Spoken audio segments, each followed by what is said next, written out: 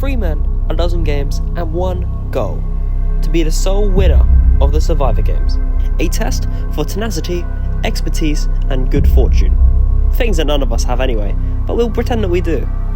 So how exactly will the boys fare when their legs don't work like they used to before? Can they compete with broken legs?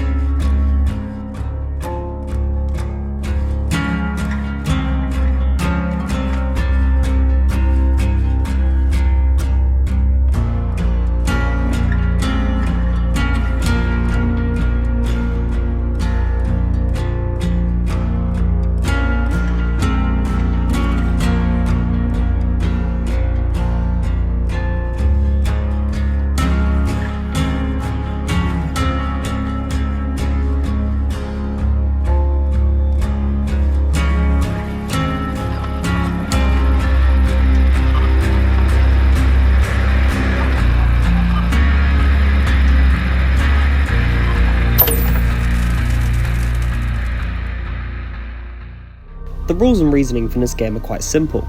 My friend Microwave continuously evaded Deathslinger, yelling profanities in the process. He obviously found this offensive and ableist, and decided to cry like a baby to the entity, who came to the conclusion that the only way to make amends for this situation was to even the playing ground, so to speak, by breaking our legs too.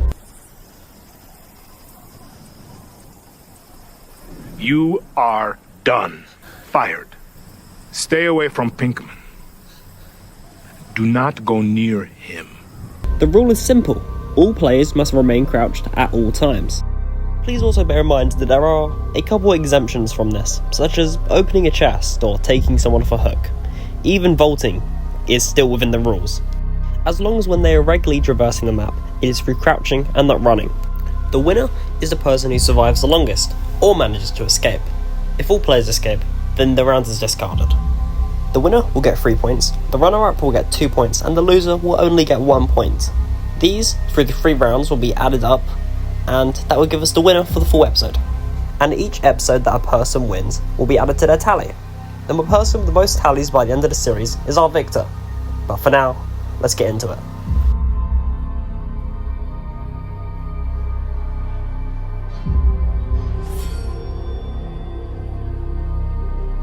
I guess if your name's Pokefan, you're just allowed to walk then.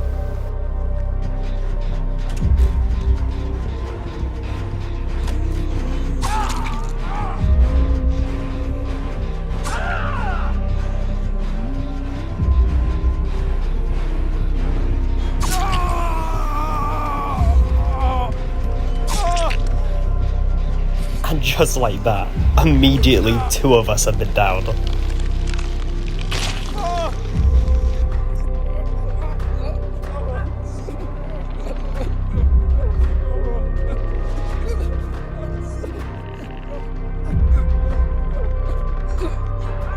Well, this trial has gone about as well as you would expect it to, when nobody can crouch.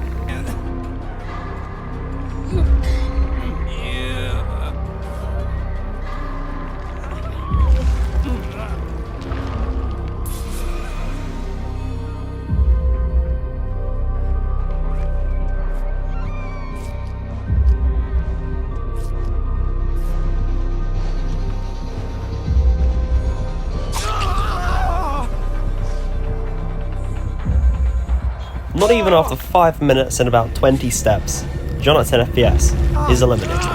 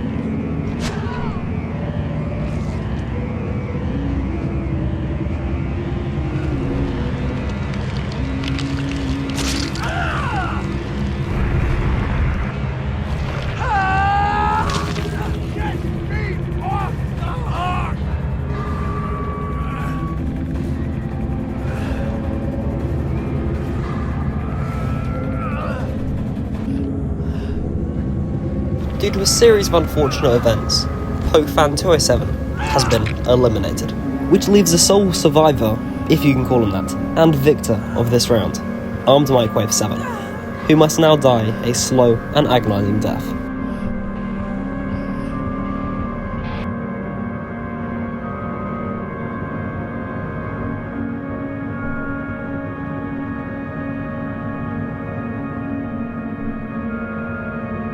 Or so one would think, but fate has other plans.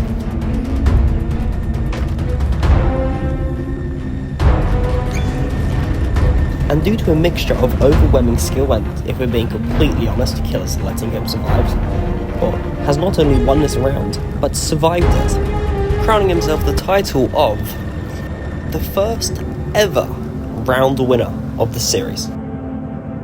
And so, round 2 begins with a slight change-up. This time, we're using the Scout class, which means our crouching is the same as our walking. Good, isn't it?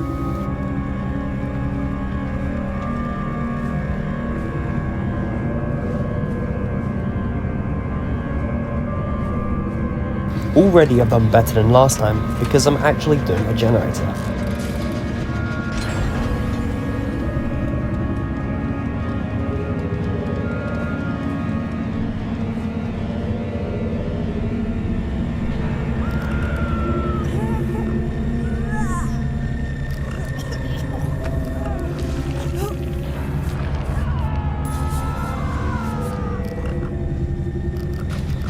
I think we're just going to call the previous round a fluke, if I'm completely honest, because my god, we've done 2 generators without even finding it. Well, without even seeing a killer, really.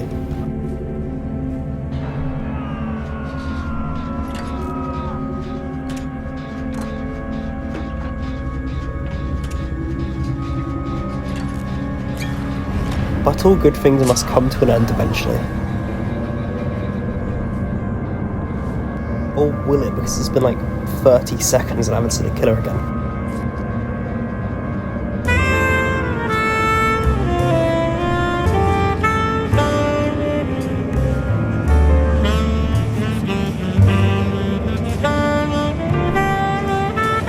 Since I had received a pleasant amount of healing, it's time for me to give it back to Pokefan by being a good Samaritan.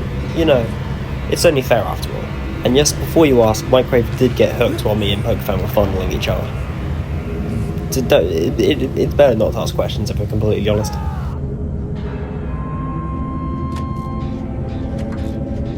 Damn, I would just like to say I've been on all 3 complete generators this game. Wow.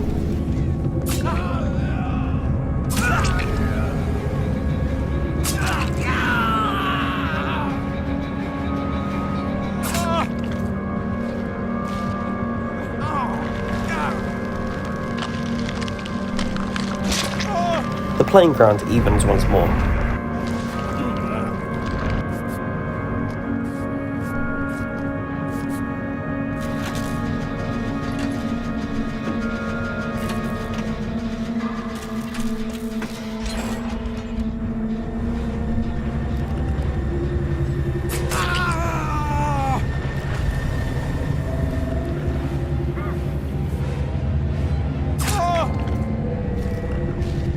And the second hook goes to me. And of course I die because everybody else focuses on opening the exits instead of unhooking me.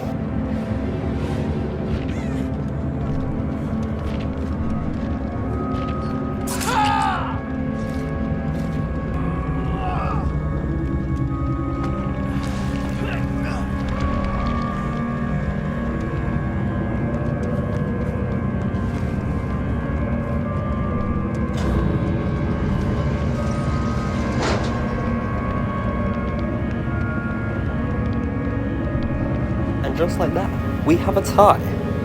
Or do we? Because our Microwave had disconnected from the game before I died and willingly decided to forfeit his points, making him the loser of this round, me the middleman, and Pokefan the winner of this round. Time to move on to round 3.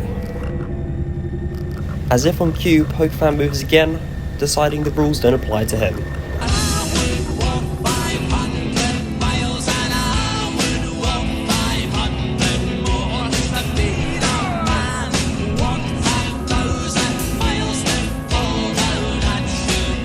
Well, I hope you all enjoyed that because it's only going to go downhill from here.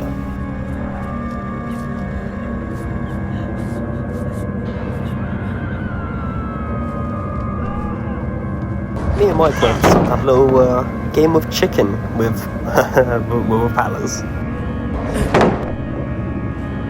Though it never did end up amounting to anything, both killers just decided them to show up.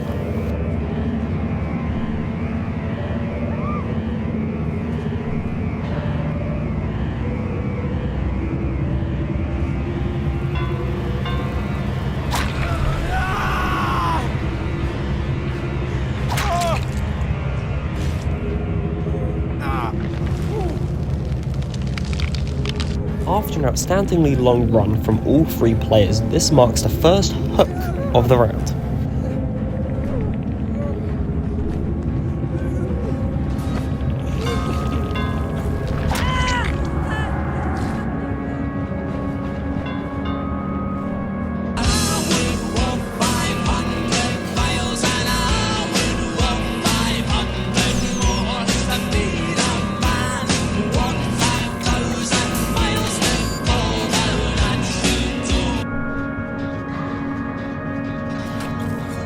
Being the extremely kind Samaritan I am, I get off my generator to unhook a person who is right next to me.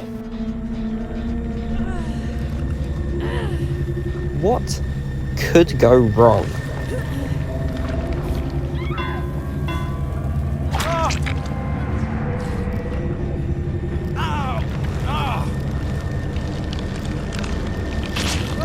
Like a wife who is consistently lied to by their husband, I begin to be disillusioned from the situation I am in, and all hope is lost. I have lost. I have been eliminated.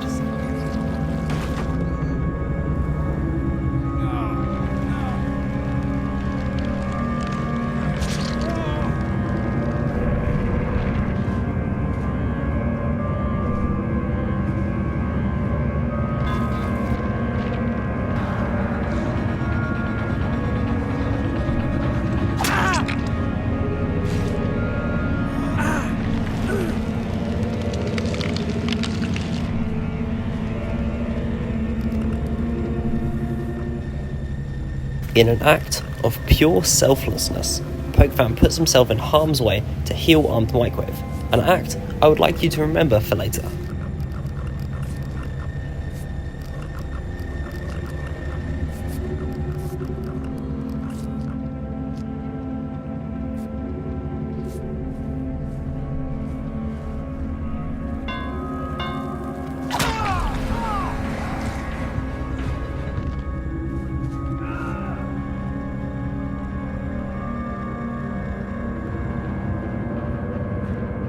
In order to return the favour of kindness that PokeFan had bestowed to him only moments ago, Armed Microwave travels to unhook PokeFan from his captivity.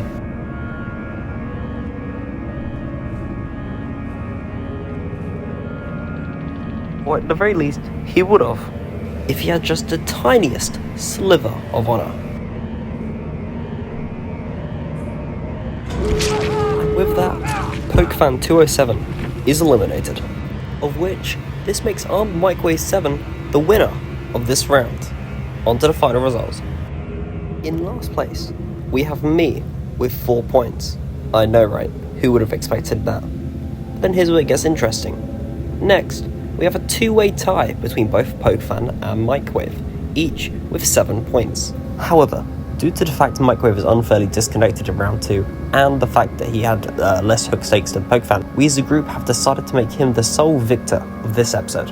And so, it comes full circle. After making fun of the gunslinger, he finally wins after having broken legs. Though, this does come at the cost of betraying his friend, PokeFan. And so, this episode comes to its natural conclusion. And I hope you enjoyed because I'm afraid, for now, the trial is over.